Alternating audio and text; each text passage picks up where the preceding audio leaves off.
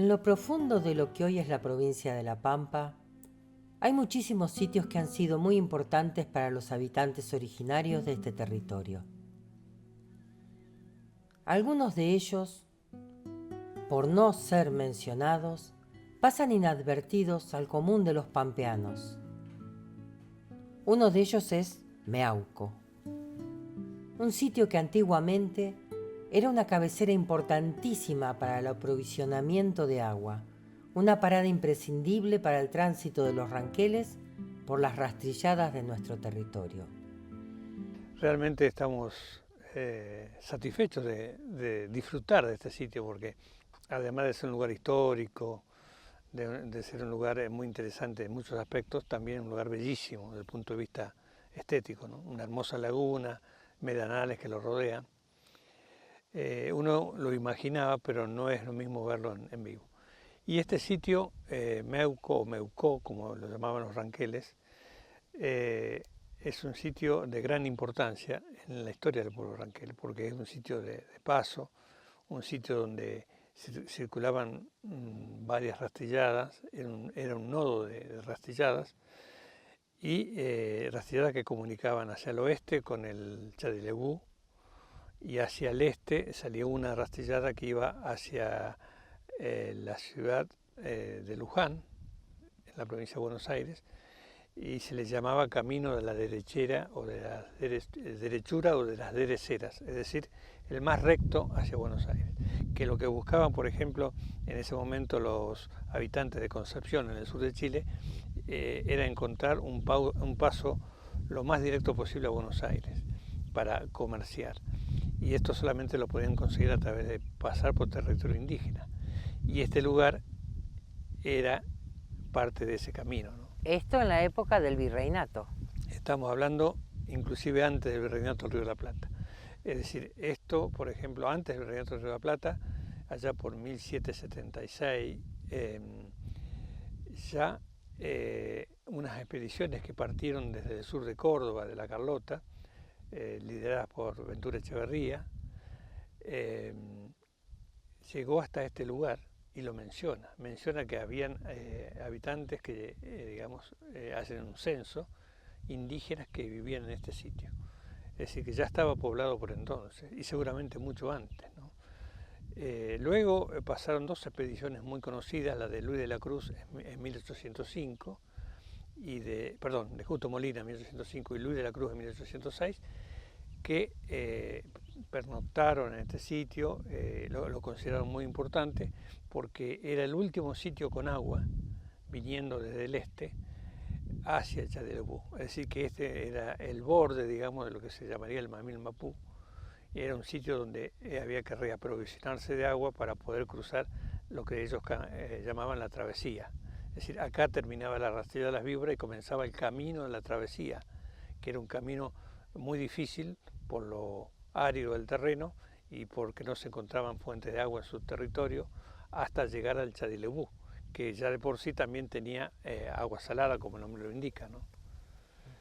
O sea, la rastrillada de las víboras, ¿desde dónde venía?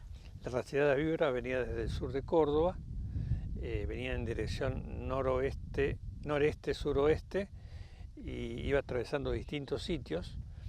Uno de ellos, el más importante, era Marivil, donde estaba el centro del cacicazgo ranquelino durante muchos años, donde ahí tuvo sus aduares Carripilum, y seguía hasta este sitio Meucó. Acá terminaba. Vamos ahora acá. Bueno, Meucó está, digamos, al sur de un paraje que se llama Jaguel del Monte, y Marivil está hacia el noreste de Carro Quemado, a unos 7-8 kilómetros al noreste de Carro Quemado. Y bueno, y después está Calchagüe, que está ahí más al este, ya cerca de la ruta 35. Pasaba por Loncoché, que casualmente Loncoché es el lugar donde atraviesa la ruta 35, esa laguna grande, se llama Loncoché, y ahí atraviesa la ruta 35. Bueno, eso sería al sur de Winifreda, para que te hagas una idea, digamos. Todo ese periplo lo hacía la rastrillada de las víboras, casualmente se llamaba así porque era muy notable la cantidad de reptiles de este tipo que había en todo su trayecto, ¿no? ¿Dejan alguna mención especial del lugar, Molina o de la Cruz? Sí, hacen descripción en el lugar, lo mencionan que es de la Cruz sobre todo es el que más explícito es, dice que es una laguna grande, de gran importancia, rodeada de médanos. Bueno, lo estamos viendo, acá atrás nuestro hay uno de ellos tal vez es uno de los más grandes, pero hay muchos otros y es como una cuenca cerrada, ¿no? Y debe tener bastante profundidad la laguna porque generalmente entre médanos se forman cuencas profundas y si están llenas de agua realmente son de buena profundidad, ¿no? Tal es así que casualmente el paso que había sobre el río Charileú, que venía para acá, se llamaba Paso Meucó. ¿Por qué? Porque venía Meucó. Fíjate la importancia que le daban ya en aquel sitio. Era como un oasis. Era un oasis en el desierto, porque no hablemos del desierto, era todo el oeste pampeano, era un monte bajo, achaparrado, seco, pero que toleraba bajas dosis de agua y aún no existe tal cual. Es decir, toda esta zona está virgen, por suerte, se mantiene, por lo cual sería importante en algún momento preservarla en forma legal, ¿no? Para que se mantenga de esta manera y también que haya una referencia histórica a este sitio. Eso te iba a preguntar, porque hay tantos sitios que fueron poblados, habitados, que fueron usados por nuestro pueblo y que por ahí vamos a otros lugares o a otras provincias y vemos casa de tal, sitio de tal, no sé, aquí fue una toldería o aquí hubo incluso hasta caminos de caciques que son de otros lados, y no tenemos señalizado nuestro territorio y nuestra historia. Una vez me decían escuché que decían que en La Pampa no hay historia, y quizás es que no la estamos contando, ¿no? Sí, no solo hay historia, hay prehistoria, hay historia, y podemos decir de que es importante que el pampeano reconozca esa historia previa a la colonización, porque generalmente uno cuando agarra los libros de historia, sobre todo la historia de los pueblos, de las localidades, siempre empieza con la llegada de los inmigrantes, como si no hubiese habido nada antes. Y yo creo que ese es un error, que hay que empezar con la historia anterior, que hubo mucha, y que esos sitios ancestrales como este que han quedado de aquellos tiempos pasados sean preservados y sean nominados, de tal manera que haya cartelería en las rutas.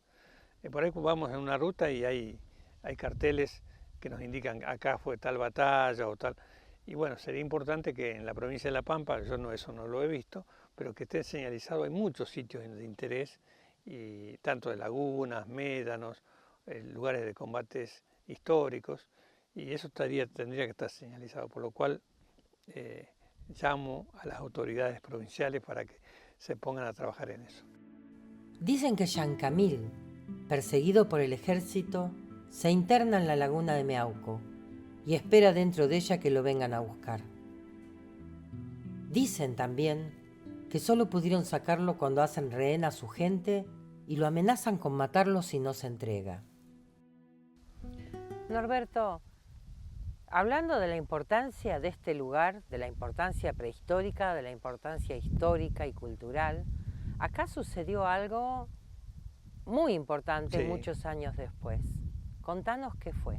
Bueno, acá un famoso guerrero ranquel, cacique, lonco, podemos decir el último de ellos, que fue protagonista de la batalla de Colchicó, donde se enfrentaron las fuerzas ranqueles, las últimas que quedaban, con un grupo de milicianos, de los cuales algunos de ellos también eran ranqueles, en el cerro de Colchicó. Y bueno, una batalla que, digamos, dice que fue un empate técnico, pero según lo que contó Yancamil, fue una victoria de los ranqueles, ¿no? La última de victoria, ya que los que se retiraron fueron los milicos. Pero los muertos fueron enterrados en la Plaza Victórica como los héroes de Colchicó, que eran los soldados. ¿no? Y se omitió que también estaban los indígenas que habían muerto allí. Todos fueron en todo caso héroes de Cochicó. Bueno, la cuestión que Jean Camil no es atrapado en ese lugar, sino que huye, se va desplazando por distintos sitios y viene a esta laguna de Meucó, y aquí sí es atrapado en el año 1883, es decir, el año siguiente de haberse producido la batalla de Cochicó. Así que ese fue el último acontecimiento bélico, si podemos decir, que tenemos registro. Así fue apresado el gran guerrero Gregorio Yancamil, quien ya hubiera sobrevivido años antes a la emboscada de Pozo del Cuadril, de la cual salió malherido.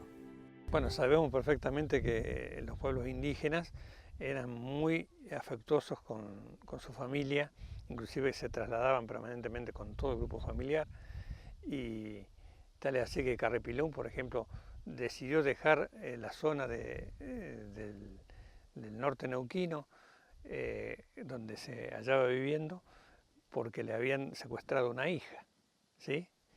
Y eso significó que él, digamos, renegaba, digamos, de todo lo que había conseguido con tal que le entregaran a la hija. Se la entregaron y él dejó esa zona y se vino al Mamimapú. Entonces, ahí te pinta realmente claro la relación que había entre los padres y su familia, ¿no? Por lo cual, lo que pasó con Jean Camil acá es comprensible. ¿Cómo no se va a entregar si le están amenazando a su familia, ¿no? La importancia de estos lugares no se circunscribe solo al Meuco. Muchos sitios alrededor de esta zona nos van contando la historia de nuestro pueblo.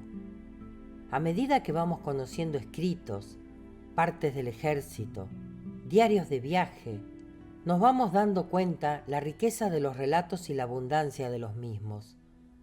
Y también nos damos cuenta de la antigüedad de esos relatos, como mencionara Norberto, anteriores al virreinato del Río de la Plata. Es increíble que teniendo tanta historia, no la valoremos y difundamos.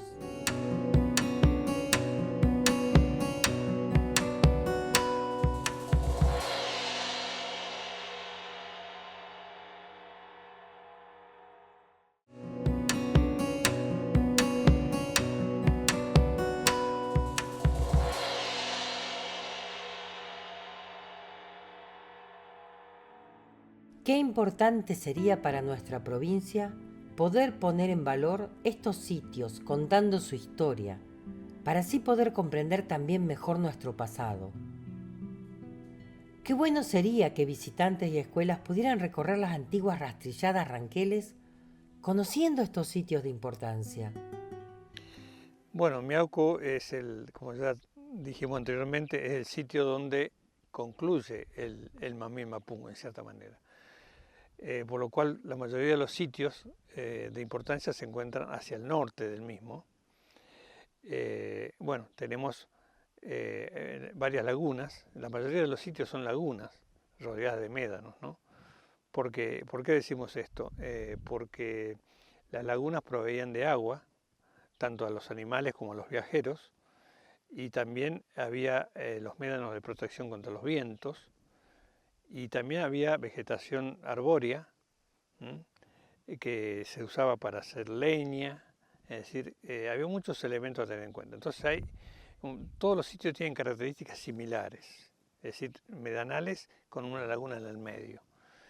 Y tenemos, por ejemplo, yendo hacia el norte, varios sitios.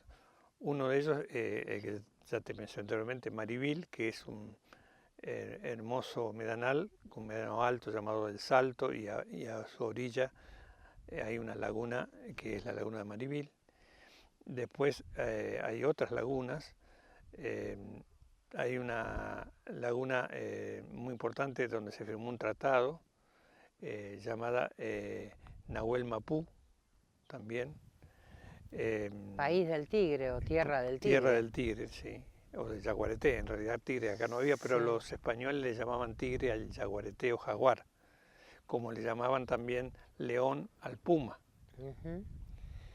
Y como nosotros ñaúl o nahuel. Exacto, Nahuel. Y pangui. Pangui también. Bueno, y hacia el norte, más hacia el norte del Mamil Mapú, se encuentran otros sitios también importantes como las lagunas en torno a, dentro de lo que hoy está la estancia Poitahue, que son la laguna de Pitral-Lauquén y la laguna de Lebú-Carretá, que esta laguna es donde paró Racedo, es decir, en su viaje de expedición de 1879, Racedo, que había salido del fuerte Sarmiento, se ubica en la laguna Lebú-Carretá, que está dentro de la actual estancia Poitahue. Y de allí manda una avanzada al mando del comandante Meana a investigar los campos de Poitahue, porque tenía la orden del gobierno de ocupar Poitahue. Llega al lugar Meana y observa que está muy seco el tiempo, que hay muy poca agua y que encima estaba hostilizado permanentemente por los ranqueles. Está ahí 2 o 3 días y bueno, se ve que no puede mantener más el sitio y se regresa. Se regresa otra vez a Lebú-Carretá y le explica al coronel Racedo que no está en condiciones de ocuparse Poitahue, por lo cual hacen un avance de unos 5 o 6 kilómetros más y llegan a Pitral-Lauquén. Allí había agua en abundancia, había mejores pastos, entonces deciden instalar su campamento en ese sitio, ¿no? Por lo cual esos 2 sitios son muy importantes, están dentro de la estancia actual de Poitahue. Se le llama eso campamento de Poitahue, a lo que se ubicó en la estancia actual que lleva ese nombre, pero en realidad ese no era el Poitahue original. El Poitahue original fue donde llegó Meana, que en realidad no es una laguna, sino un médano muy alto, al lado del cual hay una laguna así que se llama Quenqué, que también es mencionada por los diarios de viaje, por varios expedicionarios, ¿no? Inclusive dicen que ahí nace un monte y se ve en la imagen satelital que nace un monte muy, muy tupido que va hacia otro sitio que se llama Guadá, que quiere decir calabaza, que está al norte de Poitahue. Son todos sitios ancestrales muy importantes y bueno, y todo este Mamil Mapú llega hacia el este hasta un lugar llamado Calchagüe, que hay una estancia que lleva ese nombre y ahí ya directamente terminaría porque ahí empieza a disminuir el Caldenal y empieza a verse las pampas, ¿no? Entonces, cuando hablamos del Mamil Mapú, coincide el Mamil Mapú con el territorio que ocupa el Caldenal pampeano. Es decir, al oeste del Caldenal hay monte, pero es un monte seco, no es un monte propicio para ser habitado. Hacia el este hay las pampas, que sí hay agua, todo, pero no hay leña. Entonces, para el indígena tener leña era fundamental para calentarse en invierno. Y además, en la zona de monte había muchos más animales para comer, para cazar. Y además había agua en la laguna, entonces era un lugar muy propicio. ¿Por qué vino acá a Carripilún? Porque este lugar era el más propicio. Y además no era la primera vez que venía. Los pehuenches venían permanentemente a esta zona. Los pehuenches que eran parte de, digamos, de la misma base genética o étnica de los mamulches, ¿no? Sí, los pehuenches en realidad estaban muy emparentados con los mamulches, eran todos pueblos de cierta forma pampas, aunque los pehuenches estaban más sobre la cordillera, inclusive de ambos lados de la cordillera, pero como tenían mucho contacto con los mapuches, perdieron su lengua y adoptaron la lengua mapuche, el mapudungún, que después la difundieron, ellos fueron los que la difundieron hacia las pampas, no los mapuches. Los mapuches, digamos, llegaron después con los boroganos, con Calfucurá, pero eso fue mucho después. Es decir, los pehuenches fueron los primeros difusores de la lengua mapuche en las pampas. Sí, realmente no sé, es un olvido que se ha sometido a la población local, tal vez, no sé si en forma no intencionada, pero para mí sí, que es tratar de borrar todo rastro de todo este proceso. Por ejemplo, los fuertes y fortines que se usaron en la denominada conquista del desierto, la mayoría han desaparecido, no se los ha preservado Ni siquiera el ejército que participó en ese genocidio, esa masacre, tuvo el honor de preservar estos sitios, porque, digamos, tienen que ver con la historia nuestra. Aunque uno haya estado de un lado y otro del otro, son sitios históricos que había que haber preservado. Y estos otros lugares, con más razón, estos lugares de origen estrictamente indígena, habría que preservarlos también con mucho mayor fuerza, ¿no? De tal manera de hacer una declaración. Esto no significa expropiar, ni mucho menos, que por ahí algunos propietarios tienen temor a eso, sino simplemente declarar un sector de su campo, que son 40 hectáreas, 50, bueno, un sector pequeño como una reserva histórica y natural, porque esto además de histórico tiene un paisaje natural, tiene avifauna, tiene un montón de cosas que se puede proteger en conjunto, lo que es la vida y la historia de un lugar. Sí, que incluso en cooperación con los pueblos indígenas, claro, se puede hasta elaborar una explicación histórica, si se quisiera hacer un aprovechamiento cultural del sitio también, ¿no? Por parte de los dueños de claro, los campos. Y no solamente cultural, digamos, también yo creo que educativo, porque digamos, las escuelas de la región y de la provincia inclusive tendrían que tener claro qué es este sitio y como tantos otros en la historia de la provincia, ¿no? Y de la región, porque bueno, es un tema que da para charlarlo porque también me parece que volvemos a lo mismo. ¿Hay o no una intencionalidad de olvidar el pasado pampeano? ¿O nos quedamos simplemente con colocar nombres indígenas a los departamentos y ahí se terminó? Yo creo que tiene que ir mucho más allá el tema, ¿no? ¿Cómo se enriquecería todo nuestro legado ancestral si mostráramos nuestra historia total? La historia que también legamos los pueblos ancestrales de este territorio.